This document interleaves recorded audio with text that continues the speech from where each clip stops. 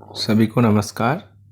आज हम अध्ययन करेंगे क्लास 8 का चैप्टर 3 कोयला और पेट्रोलियम, जो कि बहुत ही इम्पोर्टेंट चैप्टर है, क्योंकि जो पेट्रोलियम और कोयला है जो कि हमारे ईंधन के रूप में यूज आते हैं, हमारे दैनिक जीवन में बहुत उपयोग है इनका।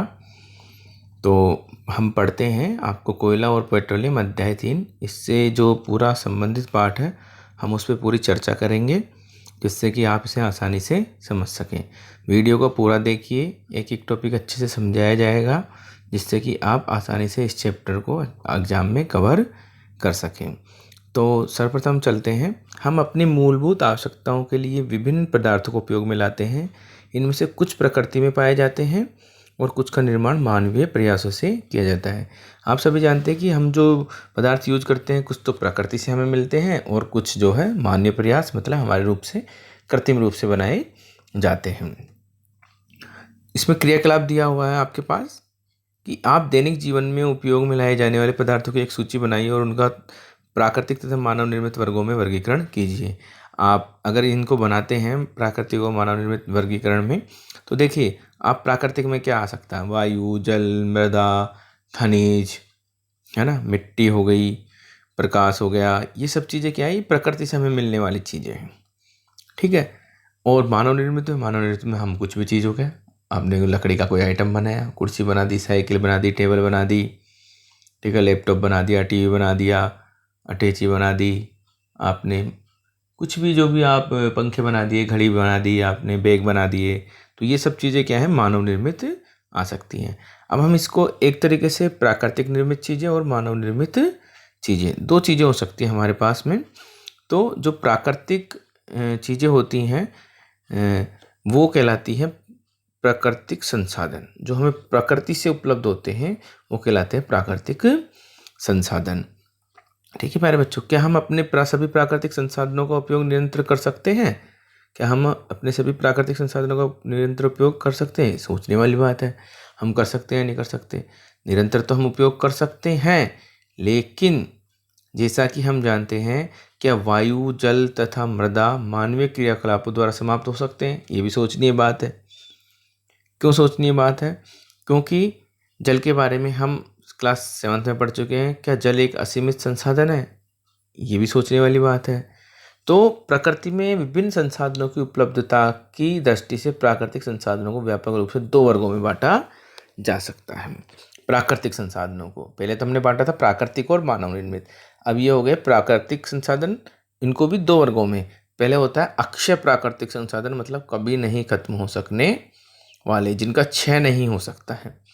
ये संसाधन प्रकृति में असीमित मात्रा में उपस्थित है और मानवीय क्रियाकलापों से समाप्त होने वाले नहीं हैं।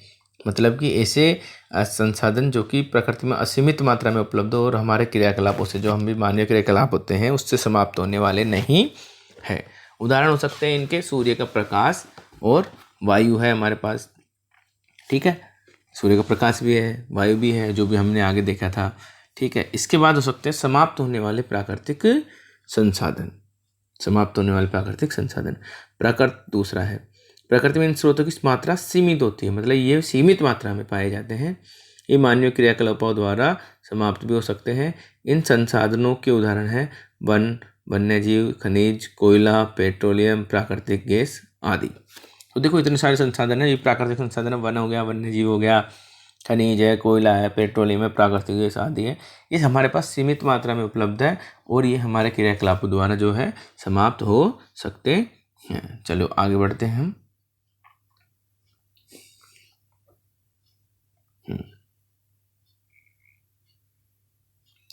ये आपकी एक एक्टिविटी दी हुई है यहाँ पे। ये कक्षा तो सामूहिक क्रियाकलाप है। इसमें आपको कुछ पात्र लेना है, उनमें पॉपकॉर्न, मूंगफली, चने, टॉफियों से भर देना है। सबको विद्यार्थी अपने 7 समूह में बढ़ जाएंगे। इन समूहों को 1, 2 और 4 विद्यार्थी वाले उपसमूह में हम बांट सकते हैं, जिससे उन्हें क्रमशः पहली पीढ़ी, दूसरी पीढ़ी, तीसरी पीढ़ी। मान लीजिए हमने 7 विद्यार्थी एक समूह में ले लिए, उसमें से हमने 1 विद्यार्थी एक बांट दिया, एक में 2 कर दिए, एक 4 कर दिए। तो ये हो जाएगी पहली पीढ़ी, दूसरी पीढ़ी, तीसरी पीढ़ी। जैसे कि हमारी पीढ़ी चलती है दादा दादा के परदादा, परदादा के परदादा, दादा। ठीक है, तो इस प्रकार से ये 3 पीढ़ी को हमें चिन्हित करना है। उसके बाद ये उपसमूह उपभोक्ताओं को निरूपित करते हैं ठीक है। और जनसंख्या में वृद्धि के साथ साथ दूसरी और तीसरी पीढ़ी में उपभोक्ताओं की संख्या अधिक है। ठीक है, जैसे जैसे हमारी पीढ़ी बढ़ती जाएगी उसमें उपभोक्ताओं की संख्या अधिक हो जाएगी। प्रत्येक समूह के लिए मेज पर एक पूरा पात्र रख दीजिए। पूरा पात्र रख दिया। प्रत्येक समूह की पहली पीढ़ी के उपभोक्ता से कहे कि वे अपने समूह के पात्र से वस्तुओं का उपयोग करें। जिनमें कि कम उपभोक्ता होंगे, पहली पीढ़ी में मान लीजिए एक ही है, तो वो जितनी वस्तुओं का उपभोग कर सकते हैं। अब प्रत्येक समूह की दूसरी पीढ़ी को भी वैसा करने के लिए, मान लीजिए दूसरी पीढ़ी में हमने 2 विद्यार्थी किए थे एक समूह में, ठीक है, तो उसमें से 2 चीज़ उठा लेंगे। फिर विद्यार्थी से कहेंगे कि वे प्रत्येक पात्र में वस्तुओं की उपलब्धता को ध्यान से देखें। यदि पात्रों में कुछ शेष बचा है तो प्रत्येक समूह की तीसरी पीढ़ी को इसका उपभोग करने के लिए कहिए। जब 2 पीढ़ियों ने यूज ले लिया, वो अधिक यूज करेंगे। मान लीजिए 2 जने थे, उन्होंने 10 चीज़ उठा ली, उसमें से 10 टॉफ़ी उठा ली, 10 कुछ भी उठा लिया, तो क्या होगा, पात्र में कम चीज़ें बचेंगी। तो अब अंतिम रूप से देखिए कि तीसरी पीढ़ी के सभी उपभोक्ताओं को खाने हेतु कुछ मिला है या नहीं। मान लीजिए अंतिम पीढ़ी में 4 उपभोक्ता है, हर समूह में हमने 5 समूह बनाए, 20 जने हो गए। अब उसमें 20 चीज़ें हैं या नहीं है, हमें ये भी देखना होगा। यह भी देखिए कि पात्रों में अब भी कुछ शेष बच गया है, हमें भी देखना शेष बचता है या नहीं बचता है। चलो हम आगे देखते हैं। मान लीजिए कि पात्रों के खाद्य पदार्थ कोयले, पेट्रोलियम या प्राकृतिक गैस है, जैसे समाप्त होने वाले संसाधनों को प्रदर्शित करते हैं। प्रत्येक समूह को उपभोग प्रतिरूप भिन्न हो सकता है कोई समूह ज़्यादा यूज करता हो, कोई समूह कम यूज करता हो। क्या किसी समूह की पहली पीढ़ी बहुत अधिक लालची है? हो सकता है, हो सकती है कि कुछ समूह में पहली पीढ़ी आने वाली पीढ़ियों के लिए प्राकृतिक संसाधनों की उपलब्धता के विषय में चिंतित हो सकता है कुछ पीढ़ी जो आने वाली पीढ़ी के लिए चिंतित हो और उसका कम यूज करे। मान लीजिए उसको ये भी हो कि हमारी पीढ़ी, अगली पीढ़ी में 4 बच्चे हैं, 5 बच्चे होंगे, उनको भी टॉफ़ी चाहिए, तो हो सकता है पहली पीढ़ी वाला 1 टॉफ़ी ले, 2 टॉफ़ी ले, उनके लिए बचाए। तो इस अध्याय में हम कोयले, पेट्रोलियम तथा प्राकृतिक गैसों जैसे कुछ समाप्त होने वाले प्राकृतिक संसाधनों के विषय में अध्ययन करेंगे। चूँकि इनका निर्माण सजीव प्राणियों से के मृत अवशेषों से होता है, अतः इन्हें जीवाश्म ईंधन कहते हैं। ये बहुत ही इम्पोर्टेंट है कि इनका निर्माण सजीव प्राणियों के मृत अवशेषों से होता है, अतः इन्हें जीवाश्म ईंधन कहते हैं। हम क्या क्वेश्चन आएगा, कोयले, पेट्रोलियम, प्राकृतिक गैसों को जीवाश्म ईंधन क्यों कहा जाता है? क्योंकि इनका निर्माण सजीव प्राणियों के मृत अवशेषों से होता है। ठीक है, आगे बढ़ते हैं। सबसे पहले है कोयला हमारे पास। आपने कोयला देखा होगा या इसके बारे में सुना होगा। यह पत्थर जैसा कठोर और काले रंग का होता है। पत्थर जैसा कठोर होता है और काले रंग का होता है। देखिए कोयले का डायग्राम दिया हुआ है यहाँ पे। कोयला आप सब जानते हैं, हमारे रोज़ घरेलू में यूज होता है। खाना पकाने हेतु उपयोग आने वाले ईंधनों में कोयला एक है। पहले इसका उपयोग रेल इंजनों में चलाने में, भाप बनाने में होता था।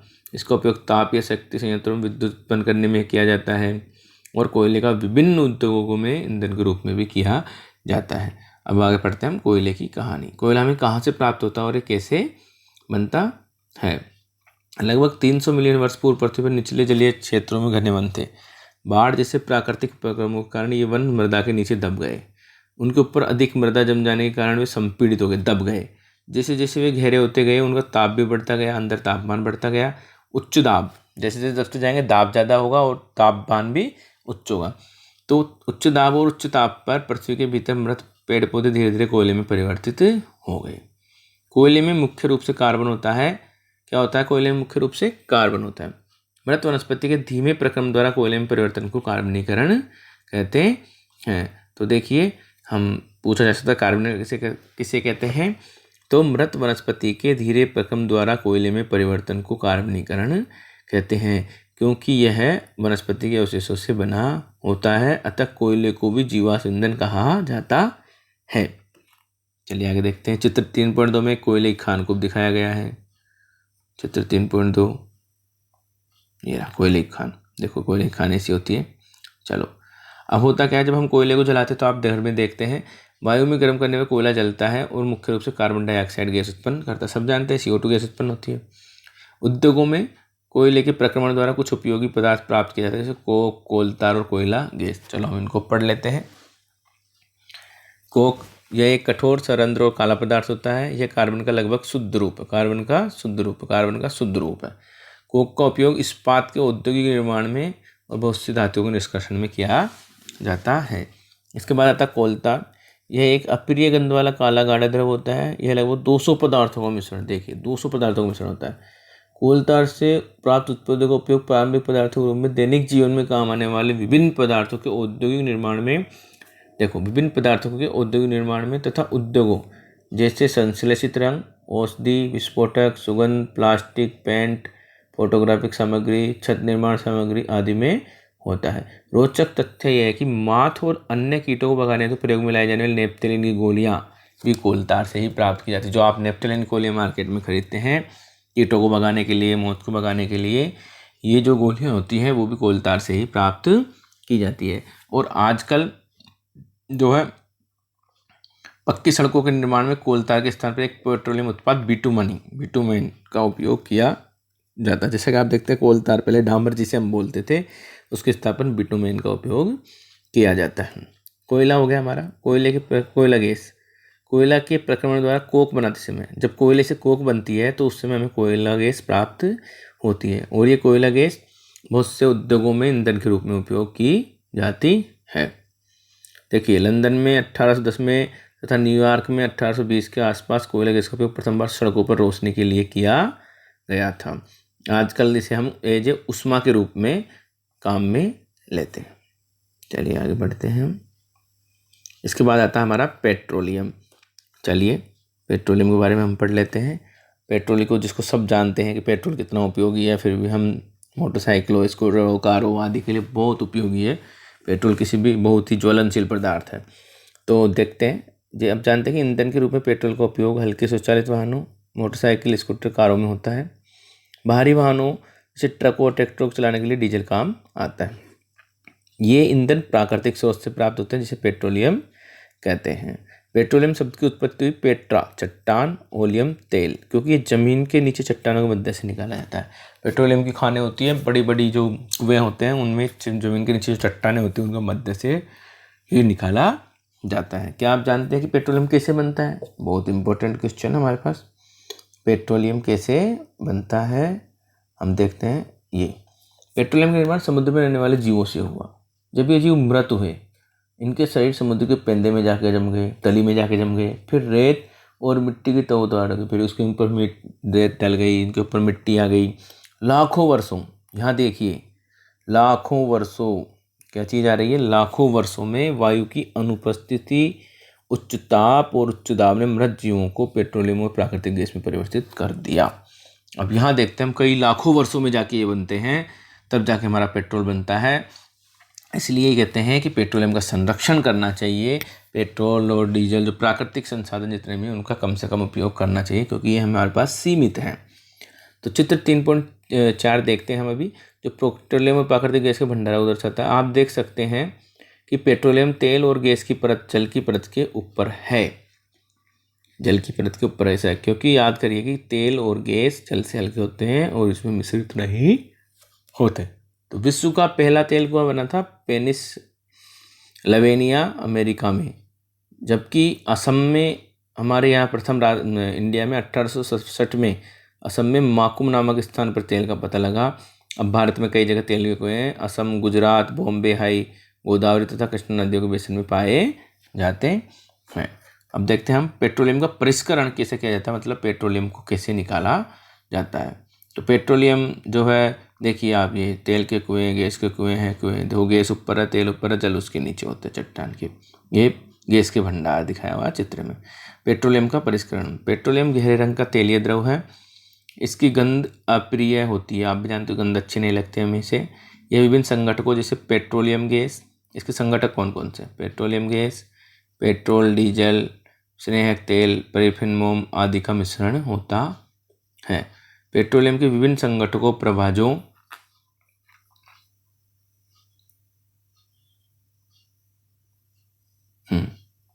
को पृथक करने का प्रक्रम परिष्करणी कहलाता है। पेट्रोलियम से उसके अवयवों को प्रथम करने का जो प्रक्रम होता है वह परिष्करण कहलाता है। यह कार्य पेट्रोलियम परिष्करणी, जो कि देखिए आप देखते हैं इतनी इस हिसाब से ये बनी हुई है। पेट्रोलियम परिष्करणी एक संयंत्र है पूरा। इसमें जो है पेट्रोलियम से पेट्रोल, डीजल को, मतलब जो भी इसके जो अवयव होते हैं उनको सबको बाहर निकाला जाता है।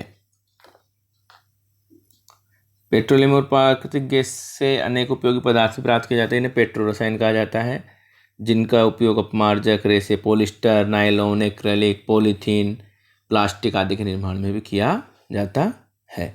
और प्राकृतिक गैस से जो हाइड्रोजन गैस प्राप्त होती है उसका उपयोग उर्वरकों के उत्पादन में किया जाता है। अब ये पूछा जाता है काला सोना किसे कहते हैं, तो अपने बहुत अधिक व्यावसायिक महत्व के कारण पेट्रोलियम को काला सोना भी कहा जाता है। काला सोना है पेट्रोलियम। चलो आगे बढ़ते हैं। प्राकृतिक गैस। प्राकृतिक गैस एक बहुत महत्वपूर्ण जीवाश्म ईंधन है क्योंकि इसका परिवहन पाइपों द्वारा सरलता से किया जा सकता है। सीएनजी आप देखते हैं हमारे यहाँ पे वाहन चलते हैं सीएनजी का उपयोग ऊर्जा उत्पादन किया जाता है और वाहनों में ईंधन के रूप में किया जा रहा है क्योंकि यह कम प्रदूषणकारी होता है और स्वच्छ ईंधन है। तो सीएनजी का उपयोग क्यों करना चाहिए? क्योंकि ये एक तो कम प्रदूषण फैलाता है और एक स्वच्छ ईंधन है। सीएनजी का लाभ यह है कि इसे घरों और कारखानों में सीधे जलाया जा सकता है जहाँ इसकी आपूर्ति पाइपों के माध्यम से की जा सकती है। आपने देखा सीएनजी, एलपीजी जो गैस के कनेक्शन हमारे घरों में लगे हुए हैं, सीधा आपकी रसोई में पहुंच जाता है और वहाँ पे आप गैस में लगा के सीधे जो है इसका यूज कर सकते हैं। तो पेट्रोलियम के विभिन्न संगठक और उनके उपयोग कुछ हैं तो हम देख लेते हैं कि पेट्रोलियम के संगठक कौन से हैं और उनके उपयोग क्या क्या इंपॉर्टेंट है, पूछा जा सकता है। एलपीजी है, उसका घरों और उद्योगों में ईंधन के रूप में यूज किया जाता है। पेट्रोल आप जानते हैं मोटर ईंधन शुष्क धुलाई के लिए अविलायक होता है। मिट्टी का तेल, स्टोव, लैंप, जेट वायुयान के लिए ईंधन। डीजल भारी मोटर वाहनों और विद्युत जनरेटरों के लिए ईंधन। आपने देखा मोटर वाहन जितने भी होते हैं और जनरेटर वगैरह चलते हैं इनमें डीजल यूज होता है। स्नेहक तेल स्नेहक के लिए एक तरीके से स्नेहक के रूप में काम आता है। पैराफिन मोम, मरहम, मोमबत्ती, वेसलिन आदि बनाने में पैराफिन मोम काम में लिया जाता है। और बिटुमेन, ये पेंट के जो हमारे पेंट्स बनते हैं पुताई करने वाले और सड़क निर्माण में बिटुमेन का उपयोग किया जाता है। चलिए आगे बढ़ते हैं।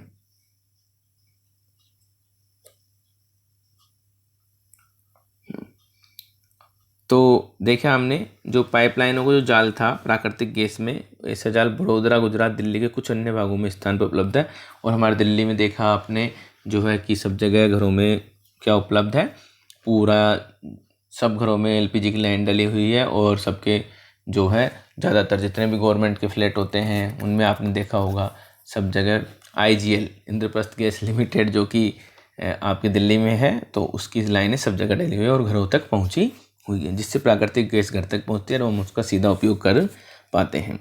तो प्राकृतिक गैस का उपयोग प्रारंभिक पदार्थों के रूप में बहुत से रसायनों और उर्वरकों के औद्योगिक निर्माण में किया जाता है। भारत में प्राकृतिक गैस के विशाल भंडार है।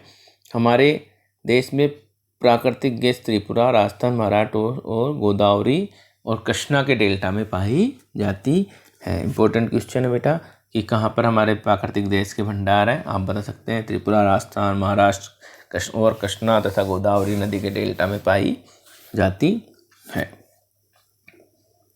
क्या प्रयोगशाला में मृत जीवों से कोयला, पेट्रोलियम और प्राकृतिक गैस बनाई जा सकती है? नहीं बना सकते क्योंकि यह बहुत धीमा प्रक्रम है और इसके बनाने की जो परिस्थितियाँ वो प्रयोगशाला में उत्पन्न नहीं की जा सकती है। चलिए हम आगे बढ़ते हैं। कुछ प्राकृतिक संसाधन क्या है? सीमित है। हमने इस अध्याय में पढ़ा कि प्राकृतिक संसाधन जैसे जीवाश्म ईंधन, वन, खनिज आदि समाप्त होने वाले होते हैं, मतलब इन्हें सीमित संसाधन कहते हैं। आप जानते हैं कि कोयला और पेट्रोलियम जीवाश्म ईंधन है। मृत जीवों के ईंधन में परिवर्तन के लिए लाखों वर्ष का समय लगता है। मतलब जो हमारे पेट्रोल, कोयला, डीजल और ये जितने भी संसाधन हैं इनको बनने में लाखों वर्ष का समय लग जाता है। और इनके जो कुछ भंडार है, केवल ज्ञात भंडार हैं, वो कुछ 100 और वर्ष चलने वाले, मतलब कुछ वर्षों के लिए ही हैं, कुछ 100 वर्ष और चलने वाले हैं। इनके अतिरिक्त जब ये चलते हैं तो ये क्या करते हैं? वायु प्रदूषण का प्रमुख कारण बनते हैं। इनसे जो हीट निकलती है उससे विश्व उष्णन, आप देखते हैं ग्लोबल वार्मिंग जिसे हम बोलते हैं, वो भी होता है। अतः यह आवश्यक हो जाता है कि हम इन ईंधनों का उपयोग तभी करें जब नितांत आवश्यक हो। मतलब इन ईंधनों का उपयोग तभी करना चाहिए जिससे कि हमें बहुत अधिक आवश्यकता होती है। तो इसके परिणाम से पर्यावरण बेहतर बनेगा, विश्व उष्णन, ग्लोबल वार्मिंग का खतरा कम रहेगा और ईंधनों की उपलब्धता लंबे समय तक रहेगी और हमारी आने वाली जो पीढ़ी है वो इसको यूज कर सकेगी। कुछ नियम में रेगुलेशन बनाए हुए हैं पीसीआरए द्वारा। भारत में पेट्रोलियम संरक्षण अनुसंधान संघ पीसीआरए है जो लोगों को सलाह देते हैं कि गाड़ी चलाते समय किस प्रकार पेट्रोल डीजल बचा सकते हैं। हम थोड़ा बहुत तो कुछ हम कर ही सकते हैं। तो देखते हैं भारत में पेट्रोलियम और डीजल बचाने के, जैसे आप जानते हैं, जहाँ तक संभव हो सके गाड़ी समान और मध्यम गति से, हमें 40 से 50 की स्पीड से गाड़ी चलानी चाहिए। यातायात लाइटों पर अथवा जहाँ आपको प्रतीक्षा करनी हो गाड़ी का इंजन बंद कर देना चाहिए। जहाँ भी हमें प्रतीक्षा करनी होती है, आप जो है अगर 40 सेकंड तक होता है तो उसको बंद कर सकते हैं, या 40 सेकंड से ऊपर का है तो बंद कर सकते हैं। ठीक है, तो ज़्यादा उसमें हमारा जो है पेट्रोल और डीजल बचाने के चांसेस होते हैं। टायरों का दाब सही रखेंगे, टायरों का दाब सही रखेंगे तो हमारे जो है उसमें बैलेंस जो बनता है गाड़ी का और जो वज़न पड़ता है उसका अकॉर्डिंग गाड़ी के इंजन पे जोर नहीं पड़ता, जिससे टायरों का दाब भी सही रखना चाहिए और गाड़ी का नियमित रखरखाव सुनिश्चित करना चाहिए। गाड़ी का नियमित रखरखाव मतलब इसकी सर्विस टाइम टू टाइम, जिससे कि हमारा इंजन अच्छा रहे, और इंजन अच्छा रहेगा तो वो कम जो है पेट्रोल और डीजल में भी हमें अच्छी सर्विस प्रदान कर सकता है। तो ये जो है आपका चैप्टर था, और इसके बाद जो है आपने क्या सीखा यहाँ पे दिया हुआ है, आप इनको पढ़ सकते हैं आपकी नोटबुक में। ये हमने प्रमुख शब्द कोयला, कोयला गैस, कोलतार, कोक, जीवाश्म ईंधन, प्राकृतिक गैस, पेट्रोलियम, पेट्रोलियम प्रेस करनी सीखी। हमने सीखा कि प्राकृतिक गैस कौन कौन से, जीवाश्म ईंधन कौन कौन से हैं, कोयला, पेट्रोलियम, प्राकृतिक गैस कौन से जो असीमित जीवाश्म ईंधन है, कौन से सीमित जीवाश्म ईंधन है, हमें किस प्रकार से इनका उपयोग करना चाहिए। तो ये सब जो है हमें इस चैप्टर में पता लगा। और हमारे जो सभी संसाधन हैं, जैसे प्राकृतिक जितने भी संसाधन हैं वो सीमित हैं और हमें इनके न्यायोचित मतलब कि एक सीमित रूप से उपयोग करना चाहिए, जिससे कि हमारी इनकी आने वाली पीढ़ी भी इसको यूज में ले सके। तो आपको आशा करता हूँ कि ये जो चैप्टर है अच्छे से समझ में आया होगा, अच्छा लगा होगा। अच्छा लगता है आपको तो प्लीज़ हमारा चैनल लाइक कीजिए, वीडियो को लाइक कीजिए और चैनल सब्सक्राइब कीजिए, जिससे कि आपको और आगे अच्छे अच्छे वीडियो मिलते रहें। धन्यवाद।